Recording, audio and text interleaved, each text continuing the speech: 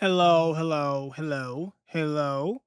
Welcome, welcome, welcome to Dr. Dead, of course. And this is your favorite anime horror madman on all fucking platforms. Check YouTube, check, Kick, Twitch, apparently. Anime horror madman, uh, Dr. Dead, Dead Show. So here's a couple things. Obsession is one of hundreds of horror movies that have come out in the last 2 years. When you watch movies like I've talked about before, Pearl, Maxine, Midsommar, Beau is Afraid from Ari Aster, Bowie, Bowie. I'm an Ari Aster fan, okay? And one of the biggest things that I have as an issue with the horror metra is like, well, really the horror meta. The horror meta is kind of limited, and we focus on paranormal, we focus on thriller and suspense. They Will Kill You is one of the movies I saw recently. I don't want to react to it because it's a killathon movie. We have, you know, uh, multiple sequels that have come out recently that are not worth discussing. The 28 Days Later sequel in particular, the second one, I haven't seen either of them. Um, there's other horror movies that have come out over the last 2 years.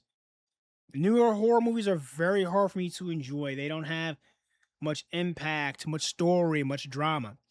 Obsession is a little different. And Obsession as a story and as a horror like phenomena, there is barely any limitations in terms of the story. But it works.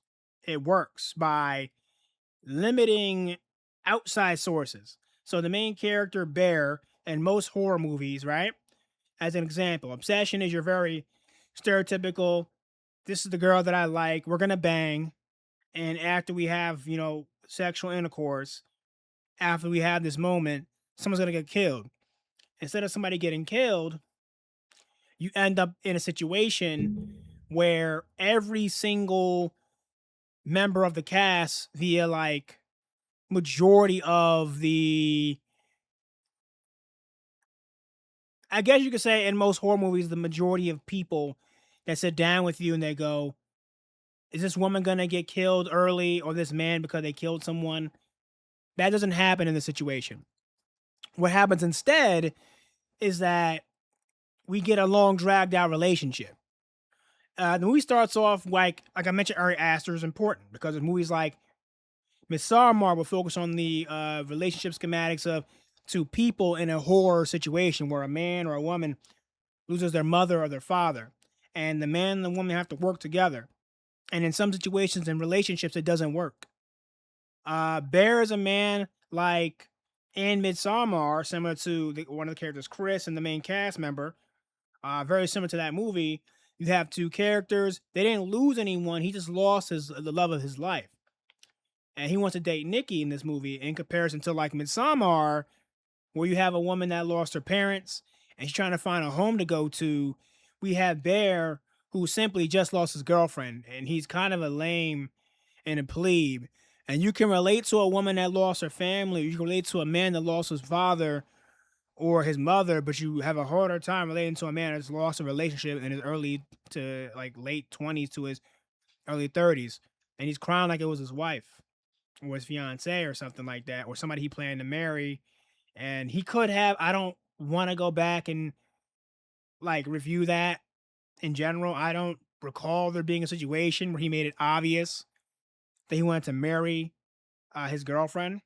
He was so obsessed he cried about her. Comparing the intros, guys. In Midsommar, the actor who played Danny, she cries the first 10 minutes. Somebody that can relate to losing a relative, a parent, that chain and like that pain in your chest, like somebody lose their parent. That's a really tough pill to swallow. You're watching it and you see her boyfriend Chris not able to understand who she is, not able to follow up and help her emotionally, psychologically, mentally, because he can't. She needs to see a therapist, not depend on her boyfriend. It's not our job to help our partners when they go through these things. They got to deal with it on their own. I'm somebody that I had to learn myself.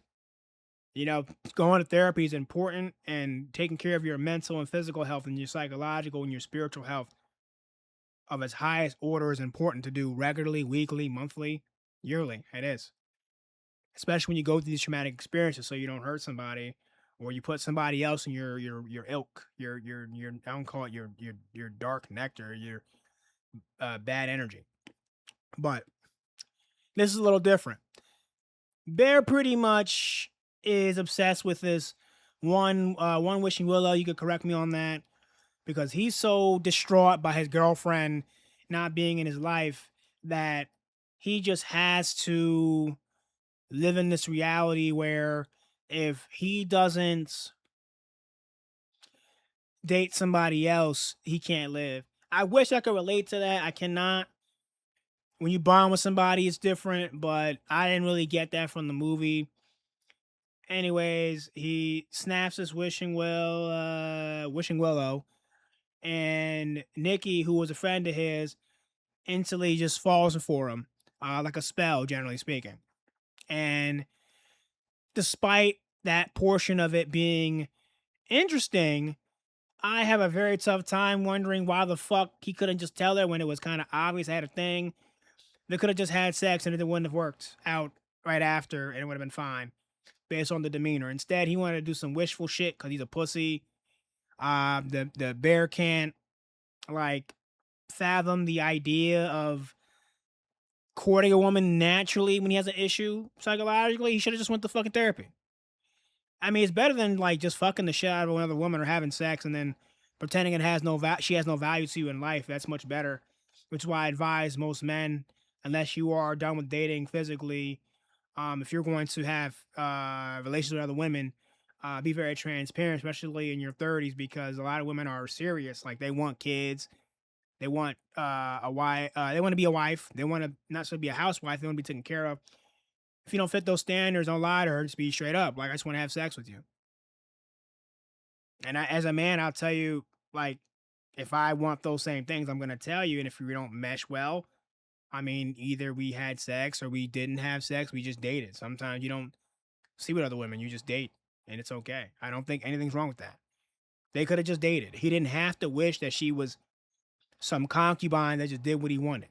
That's what I didn't like about this movie. He just jumped off his ass and said, you know what? She's got to be my woman, and that's it, without telling her directly, and wished it. So as the movie progresses, uh, Nikki pretty much like it's a constant. She constantly gets creepier and creepier as the movie goes on. Even after he wished that she was going to be his woman, they're in the car together.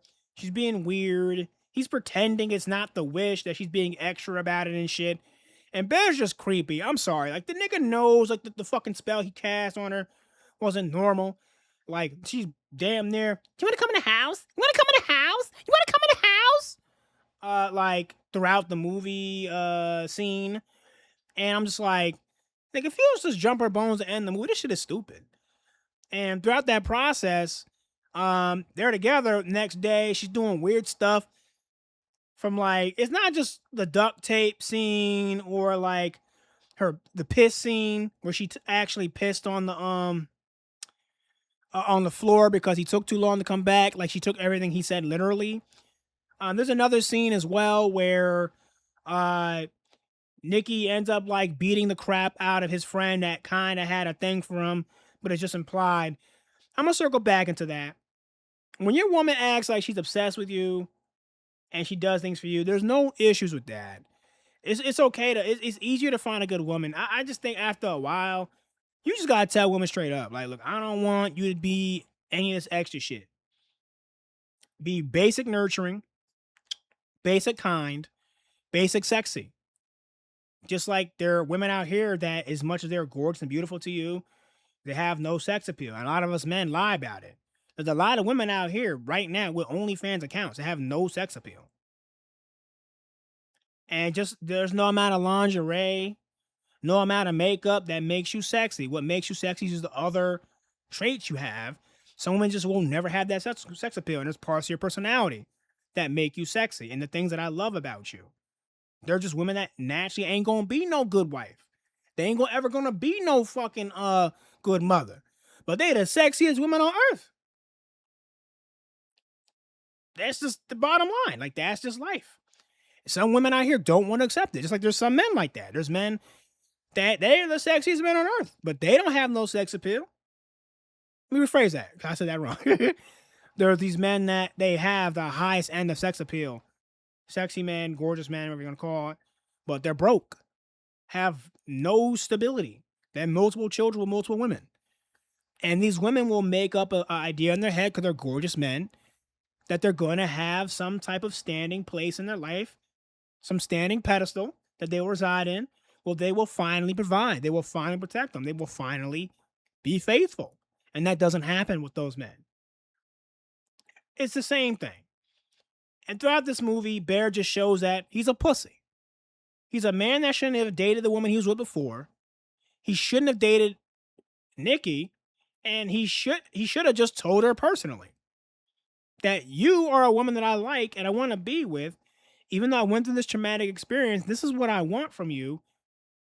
I love you more than I should because I don't know you well enough in a physical manner, an intimate manner, an emotional manner. But I want to get to know you more intimately, not just physically, but emotionally. I want to be your man. How hard is that to be a man? It's not hard for me. If I could sit up and tell you straight up, like, no, I want to be your man, your husband, whatever variation of that is, I will do it. Obsession is a little different. It gets to the point where he's just like any man. He asks for what he wants and he gets it and then he complains. Like, I've been there. It's just different when you're ready. But he acting like he's so damn depressed, and when he get what he want, now he want to act like a bitch. Ain't nobody want to hear that shit. He going around telling his best friend, Nikki crazy, Nikki crazy. Nigga, you crazy for wishing the bitch was gonna be your woman instead of just telling her when she clearly had some feelings. She might have wanted dick one time, would have been over, you would have cried about the shit. Now you want us to feel bad. Like, nigga, I don't feel bad for you. We get to like towards the end, okay? Because there's shit where she locks him in, checks, overly obsesses over his phone. Typical women shit that ain't scary. I'm like, okay, she gonna check my phone. Big deal. I'll throw it. Whatever. She's gonna check your social media. She's gonna press you personal about who you're talking to, your friends. Those are not things that are hard to deal with. And it's when, like I said, the duct tape, the pissing on the floor, the stabbing herself shit, the stabbing other people, you know, shooting his best friend because he walked in the door. Like, hey, I know that's your nigga.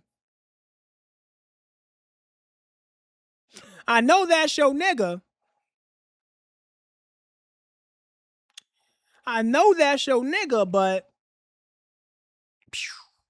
because he just talked too much. And like I said, unlike Midsommar, where you're watching a relationship crumble because a man can't admit he doesn't know how to deal with grief traumatically because he already didn't care about you anymore. And most men would end their relationships like women do nowadays, because women are like this too. You could tell a woman, the mother of my child passed away. I lost my children. I'm a faithful man, but I got robbed by a woman before. You could sit here and say, women constantly cheat on you, and do the same in reverse as a woman. Women are not sympathetic anymore. Men are not sympathetic at all. Women are just slowly adapting to, I'm going to get the man that's going to protect me and secure me the most.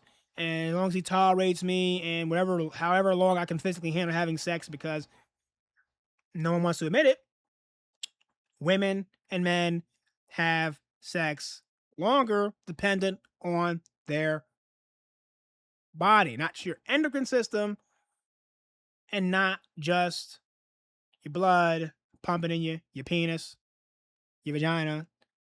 It also has to go with the woman's fertility. Sometimes women no longer excrete certain things. Sometimes women have cancer. Sometimes men no longer have the right health in them. They're not going to the gym. They are extremely unhealthy. Diabetes is another one. But I'm not gonna go on a whole rant about this. My point is like men and women have limitations and there's playing with people's spirits and their hearts, but the supernatural shit is a different version of me playing with a bitch. Like, what else to say after you just kill one of my homegirls? Sarah basically subliminally, they smoking in the car, which, look, smoking in the whip ain't cheating. But I'm not gonna lie, y'all.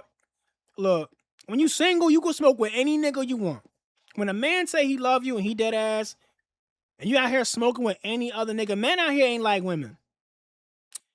Women ain't gonna say they fucked you because they smoke with you in the whip. There are women that I've, in the past, as a single man, mind you, smoked in a car with them and went around telling other women that I was slept with them.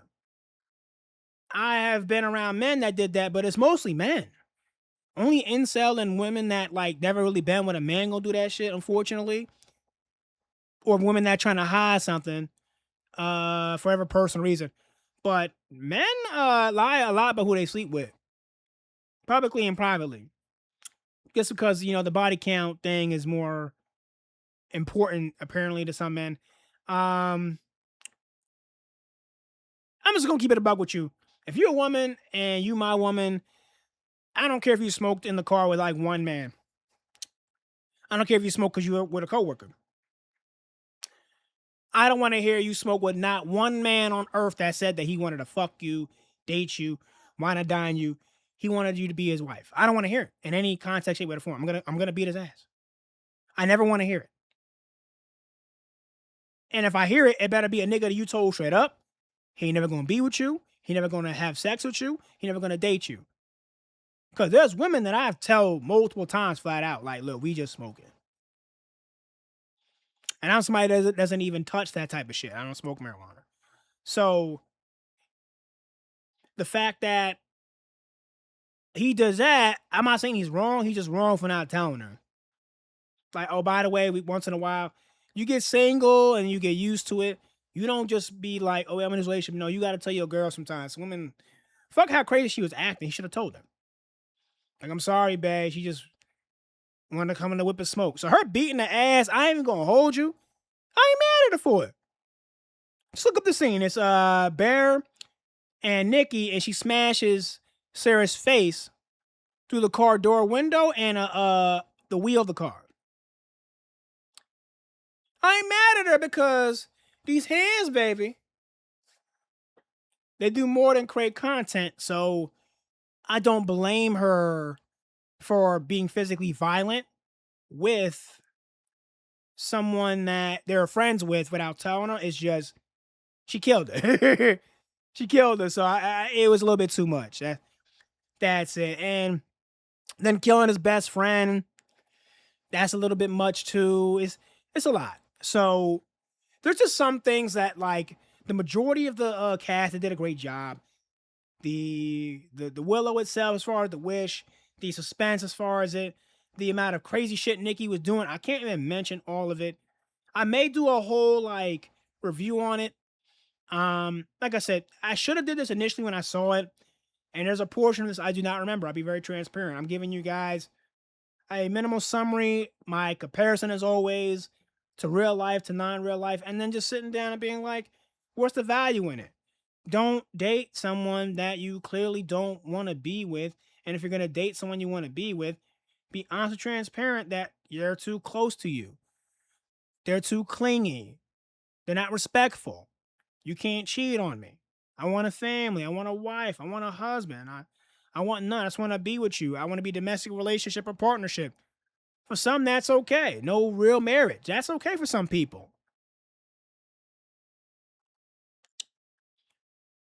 Good movie, though. It was a good movie. It's just one of those very few horror movies where I'm like, it's not like an Ari Aster movie.